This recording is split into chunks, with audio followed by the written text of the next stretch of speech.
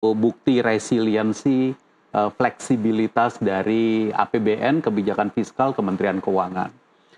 Lalu kemudian kita masuk ke Januari 2025, yang secara kebijakan fiskal salah satu yang penting ketika itu adalah efisiensi anggaran. Yep. Ingat ya, di Januari itu kita bicara mengenai sisir anggarannya, kurangin yang tidak perlu. Lalu kemudian kita lakukan itu sekitar awal Maret selesai. Lalu setelah selesai awal Maret, dilakukan refocusing anggaran. Dilakukan reprioritisasi.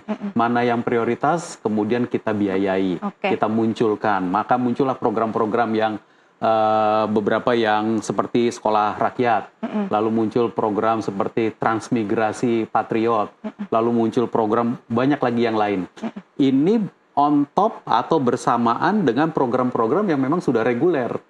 Reguler seperti program Keluarga Harapan jalan terus, program bantuan pangan non tunai jalan terus, program-program yang seperti jaminan kesehatan nasional, program Indonesia Pintar, kartu Indonesia Pintar, kuliah dan seterusnya, semua jalan.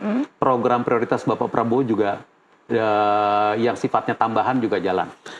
Apa itu yang sifatnya tambahan? Pak Prabowo mengatakan bahwa 8 program prioritas, ketahanan pangan, ketahanan energi, lalu kemudian pendidikan, kesehatan, ini sumber daya manusia yang luar biasa penting. Lalu kemudian juga UMKM desa, koperasi, termasuk di dalamnya juga kegiatan untuk koperasi Desa Merah Putih yang belakangan muncul.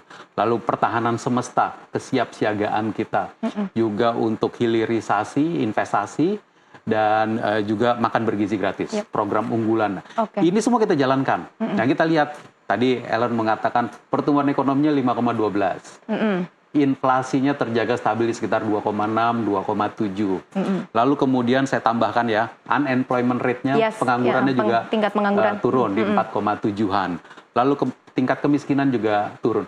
Ini adalah indikator-indikator yang kita pantau terus, dan kita lihat bahwa kebijakan fiskal itu menjadi bagian dari landasan untuk dunia usaha bergerak, yang akhirnya menghasilkan indikator-indikator tadi. Progresnya terlihat ya Pak ya, on track ya begitu ya, untuk program-program Pak Presiden Prabowo juga. Nah, tapi ini yang juga menarik perhatian kita adalah ada target baru yang juga cukup ambisius, pertumbuhan ekonomi 8% dalam beberapa tahun ke depan. Pandangan Anda seperti apa? Apakah APBN akan menjadi lebih ekspansif untuk kebijakan di tahun depan? Pertumbuhan ekonomi 8% itu nanti diciptakan oleh seluruh perekonomian. Ya, jadi APBN nanti bekerja untuk di titik-titik yang penting tadi, 8 titik penting tadi. Ketahanan pangan, ketahanan energi, dan yang tadi saya sebut 8 itu. Karena ini kita pahami titik-titik yang kemudian nanti akan menciptakan multiplier effect. Pangan itu luar biasa pentingnya. Energi, kita tahu betapa pentingnya energi untuk kegiatan ekonomi. Jadi kalau kita bisa menyentuh titik-titik yang penting di perekonomian dengan APBN yang 3.500 triliun, maka itu akan menciptakan produk domestik bruto yang lebih besar. PDB kita itu sekitar 22 triliun, 23 triliun. Ini di APBN yang 3.500 menjadi katalisnya. Siapa yang menciptakan? Dunia usaha dan masyarakat.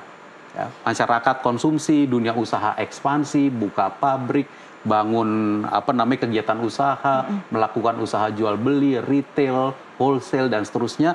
Ini kita semangati terus. Nah, menuju 8%, karena itu yang penting adalah bagaimana menciptakan yang namanya iklim investasi yang baik, iklim investasi yang kondusif. Apa saja komponennya? Banyak sekali. Kepastian hukum. Orang itu kalau ada kepastian hukum lebih pede untuk investasi. Kemudian juga sumber daya manusia. Makanya kita pendidikan, kesehatan, APBN yang ngurusi pendidikan, kesehatan bersama-sama dengan masyarakat. Apalagi yang penting? Yang juga penting adalah selain tadi iklim investasi, kepastian hukum, yang juga penting adalah infrastruktur. APBN-nya masuk ke infrastruktur, memperbaiki logistik, memperbaiki konektivitas, dan tentu semua faktor yang bisa bekerja di tengah-tengah masyarakat menciptakan kenyamanan untuk berinvestasi di tengah-tengah masyarakat. Oke. Tadi sudah disebutkan beberapa program yang memang jadi prioritas dan juga progres-progresnya. Tapi mungkin kalau ngomongin secara skemanya nih, Pak Sua, apakah ini akan lebih banyak melalui belanja produktif atau lewat reformasi struktural nantinya untuk kebijakan fiskal? Dua-duanya harus jalan. Harus jalan, ya. Jadi APBN-nya sendiri ya sebagai anggaran itu harus makin produktif belanjanya. Maka itu kita sisir terus efisiensi. Kita melihat apa yang tidak perlu di dalam anggaran pemerintah, kita relokasi, kita refocusing, kita lakukan reprioritisasi. Tapi selain APBN-nya sendiri, yang juga diperlukan adalah membuat proses bisnis Indonesia menjadi lebih lancar. Nah, disinilah structural reforms itu tadi. Termasuk yang tadi di depan disampaikan ya, untuk membuat debottlenecking, ya, kita membuat supaya perizinan lebih lancar, lalu kemudian bagaimana hubungan antara dunia usaha dengan konsumen, dengan perbankan, dengan intermediasi, itu bisa jadi lebih lancar. Ini structural reforms, bentuknya biasanya peraturan. Kalau APBN, bentuknya biasanya anggaran. Kita masuk ke titik-titik kegiatan anggaran tertentu. Jadi sama-sama dijalankan ya, begitu ya, Pak Sua? Jalan bersama. Jalan bersama. Tapi stimulus fiskal ini kan tentu juga butuh anggaran yang cukup besar, Pak Sua. Kita tahu strategi dalam memastikan keseimbangan mungkin antara nantinya ekspansi APBN dan juga masih menjaga fiskal kita ini tetap prudent. Ini seperti apa nanti kebijakannya? Dua-dua ya harus berjalan ya. Jadi gini, APBN-nya itu kan anggaran. Anggaran itu isinya ada penerimaannya, kemudian ada belanjanya. Penerimaan nanti dipakai untuk belanja. Nah, belanja itu kita pakai supaya kegiatan ekonomi bisa bekerja dengan lebih lancar. Konektivitas, infrastruktur, anggaran untuk pendidikan, anggaran untuk kesehatan, anggaran untuk perlindungan sosial. Ini jadi sangat penting. Nah, kalau kita punya belanja yang produktif, belanja produktif ini yang dibiayai dari pendapatan. Nah, kalau desain APBN kita, belanjanya itu lebih besar dibandingkan pendapatan. Karena itulah ada defisit. Defisit digunakan untuk membiayai belanja, sehingga nanti defisitnya itu bisa produktif. Nah, defisitnya dilakukan dengan pembiayaan utang. Pembiayaan utang itu yang kita kelola juga dengan sangat hati-hati, supaya dia APBN-nya sustainable. Nggak boleh sampai bablas gitu, nggak boleh. Karena kalau misalkan kita melakukan pembiayaan dengan sangat hati-hati, itu meningkatkan kredibilitas. Kalau meningkatkan kredibilitas, maka seperti yang kita lihat sekarang, yang namanya yield utang pemerintah itu menurun terus. Nah, kalau yield utang pemerintah menurun terus, itu harus kita jaga, karena itu yang akan menurunkan suku bunga. Jadi kalau kita meminjam, kita inginnya kan dengan suku bunga yang terus turun. Suku bunganya bisa terus turun kalau kepercayaan kepada yang mengelola APBN itu juga cukup terjaga baik. Oke, tadi juga sempat di-mention ya Pak Sua, ini kita harus menjaga keseimbangan begitu ya. Mungkin secara gambaran teknis, apakah ada indikator atau mungkin batas tertentu yang perlu dijaga antara keseimbangan antara, kan kita ingin mencapainya nih growth nih ya Pak ya, pertumbuhan. Dengan prudence ini, kebijakan yang prudence ini secara terkontrol mungkin melewat defisit atau mungkin lewat pembiayaan utang? Defisit kita tahun ini, 2025 ya, kita perkirakan nanti akan ada di sekitar 2,78% dari produk domestik bruto. Itu angka yang kita proyeksikan di sekitar bulan Juli tahun ini. Ya, kita ketika melaporkan kepada Dewan Perwakilan Rakyat. Jadi kita bekerja dengan angka itu. Nah, kemudian kita juga sudah menyusun RAPBN 2026 dan telah disahkan oleh DPR dengan defisit yang lebih rendah, yaitu 2,68% dari produk domestik bruto. Ini adalah bentuk dari komitmen kita, karena komitmen kita adalah menjaga defisit APBN itu terukur di bawah 3%. Nah, kita terus berkomunikasi dengan para investor kita, memastikan bahwa bahkan di bawah 3% itu pun terus kita upayakan supaya dia terus produktif. Jadi kalau kita awal tahun melakukan efisiensi, awal tahun kita melakukan penyisiran anggaran, kita geser anggaran reprioritisasi, itu sebenarnya disambut baik oleh para investor kita, karena itu bentuk dari disiplin fiskal. Disiplin fiskal muncul dari defisit yang terkendali, defisit kredibilitas fiskal juga muncul dari jenis belanja yang lebih produktif. Ini selalu berkelanjutan nih. Ini tidak ada titik nggak ada stopnya.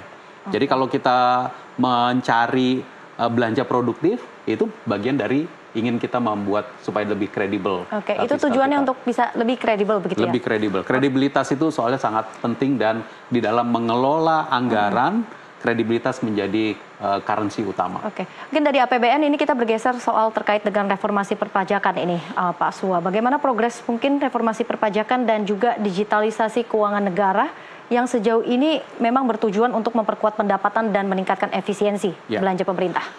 Digitalisasi keuangan negara ini luas sekali, ya. Yang mungkin yang belakangan banyak diceritakan orang adalah soal Cortex, ya. Tapi sebenarnya bukan hanya Cortex. Cortex ini hanya untuk yang pajak. Tapi Cortex ini sekarang kita upayakan supaya terus terhubung dengan sistem-sistem keuangan negara yang lain. Ada sistem kepabeanan dan cukai, itu kita sebutnya CESA. Itu harus terkoneksi. Kemudian sistem perbendaharaan kita juga ada SPAN. Sistem penganggaran kita ada yang koneksi antara Kementerian Keuangan dengan Bappenas. Ini menjadi sistem yang terintegrasi dan itu adalah upaya untuk bisa mengelola APBN yang nilainya itu makin lama makin hari makin tinggi. Jadi kalau 20 tahun yang lalu APBN itu nilainya mungkin hanya 1.000 triliun, sekarang APBN belanja APBN itu nilainya sudah 3.500 triliun. Jadi kita memang membutuhkan sistem, ya, membutuhkan sistem. Nah, tax juga seperti itu. Cortex adalah sistem yang dipakai di dalam sistem perpajakan kita. Nanti Cortex ini yang akan mensimplifikasi seluruh administrasi perpajakan kita.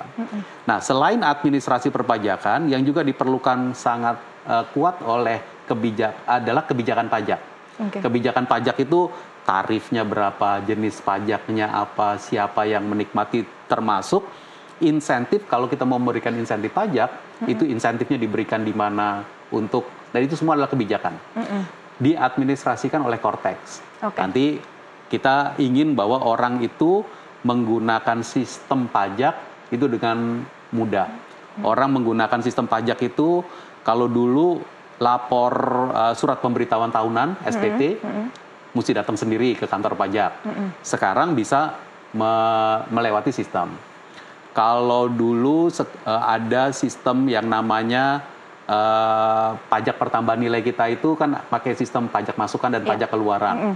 Orang mesti bikin faktur pajak manual. Manual. Sekarang lewat sistem, sehingga bisa jadi lebih terkontrol. Karena kan pajak masukan dan pajak keluaran itu connect oleh sistem.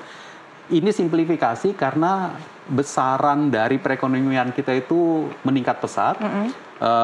Dan untuk keperluan pajak, kita memerlukan sistem yang memudahkan masyarakat untuk bisa kontribusi pajak. Artinya membuka akses untuk seluruh masyarakat dalam perpajakan ini bisa lebih mudah lagi. Ya, begitu ya. Pak, dialog kita semakin menarik, tapi kita harus jeda terlebih dahulu. Nusantara Economic Updates akan kembali usai jeda. Tetaplah bersama kami.